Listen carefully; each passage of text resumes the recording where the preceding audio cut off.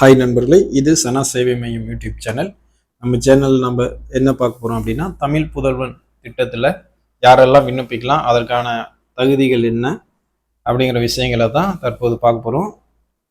சனா சேவை மையம் யூடியூப் சேனலை சப்ஸ்கிரைப் பண்ணாதவங்க சப்ஸ்கிரைப் பண்ணிக்கோங்க.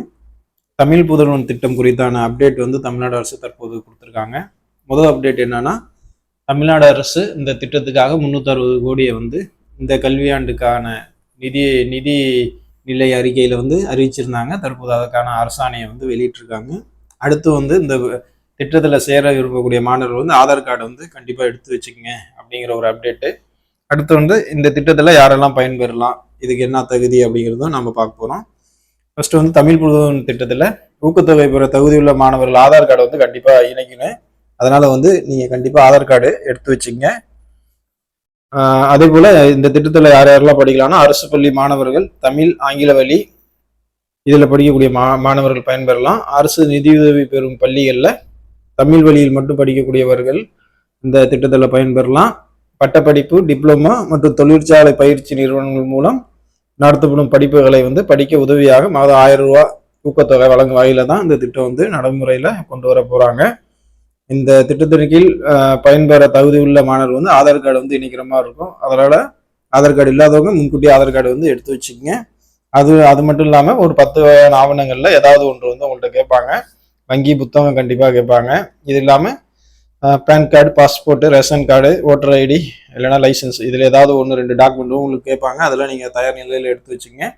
இந்த திட்டத்தில் இப்போ 360 கோடியை தமிழ்நாடு அரசு ஒதுக்கி அரசாணையை வெளியிட்டிருக்காங்க. இதை நீங்கள் சரியான முறையில் பயன்படுத்திக்கிங்க. இந்த திட்டத்தில் யார் யாரெல்லாம் பயன்பெறலாம் அப்படின்னா, அதுக்கு ஒரு வழிகாட்டு நெறிமுறைகளை அறிவிச்சிருக்காங்க. அதான் அரசு பள்ளிகளில் 6ஆவதுலேயும் 12ஆவது வரை படிக்கக்கூடியவர்கள் இந்த திட்டத்தில் கண்டிப்பாக நீங்கள் பயன்பெறலாம்.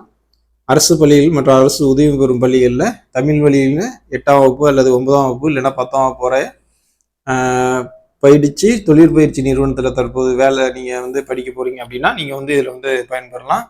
அதே போல் மாணவர்கள் இளங்கலை பட்டம், தொழிற்சார் படிப்புகள் சேர்க்கையில் முன்னுரிமை வழங்குதல் சட்டம் 2021 என்ன சொல்லியிருக்காங்க அப்படின்னா, அரசு பள்ளி என்பது அரசு பள்ளிகள், மாநகராட்சி பள்ளிகள், நகராட்சி பள்ளிகள், ஊராட்சி ஒன்றிய பள்ளிகள், ஆதி திராவிடர் மற்றும் பழங்குடியினர் நலத்துறை பள்ளிகள், கல்லர் மறுவாழ்வு பள்ளிகள், வனத்துறை பள்ளிகள் மற்றும் கல்விக்கான அடிப்படை உரிமை சட்டத்தின் கீழ் கல்வி பெறும் மாணவர்கள் மற்றும் சமூக நலன் மற்றும் மகளிர் உரிமை துறையால் நடத்தப்படும் அரசு சேவை இல்லங்கள், அரசு குழந்தைகள் காப்பகங்கள் போன்றவற்றை உள்ளடக்கியது.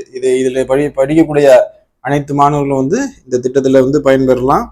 அதோட உயர்கல்வி, கலை மற்றும் அறிவியல், தொழிற்சார் படிப்புகள், இணை மருத்துவம் சார்ந்த படிப்புகள், பட்டய படிப்பு, தொழிற்கல்வி, ஒருங்கிணைந்த பட்டமேற்பு படிப்பு போன்ற உள்ளடக்கிய படிப்புள்ள படிக்கிறவங்க எல்லாமே இதில் கண்டிப்பாக பயன்பெறலாம். தொலைதூர அஞ்சல் வழியிலும் அங்கீகரிக்கப்படாத கல்வி நிறுவனம் உயர்கல்வி பயிலக்கூடிய மாணவர்கள் இந்த திட்டத்தில் பயன்பெற முடியாது அப்படின்னு சொல்லியிருக்காங்க. அதே போல் வேறு ஏதேனும் உதவித்தொகை பெற்று வருவாராக இருந்தால் இந்த திட்டத்தில் பயன்பெறலாம். வேறு ஏதாவது கல்வித்தொகை நீங்கள் வாங்கிட்டு இருந்தால் கூட இந்த திட்டத்தில் நீங்கள் பயன்பெறலாம்.